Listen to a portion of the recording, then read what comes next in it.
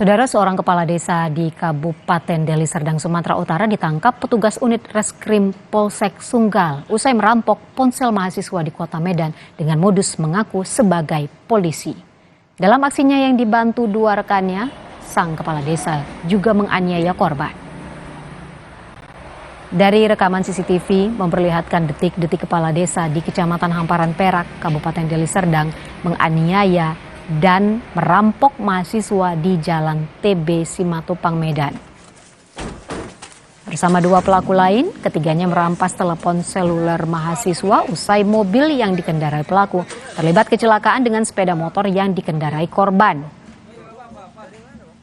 Para pelaku meminta ganti rugi dan mengaku sebagai personel Polsek Sunggal. Ketiga pelaku telah ditangkap dan terancam pasal tentang pencurian yang disertai dengan tindak kekerasan dengan ancaman lebih dari 5 tahun penjara.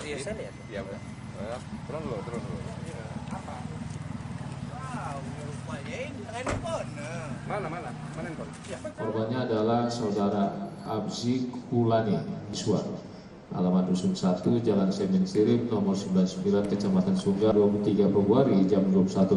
Korban hasil keterangan dari korban dan petugas parkir, korban seolah-olah baru membeli narkoba dan menggeledah kantong celana korban, dan korban meminta pertanggungjawaban.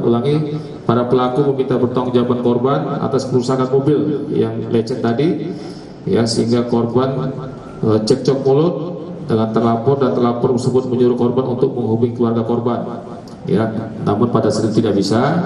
Lalu pelaku ini mengatakan, siapa rupanya yang kuanggarkan, kami anggota semua ini.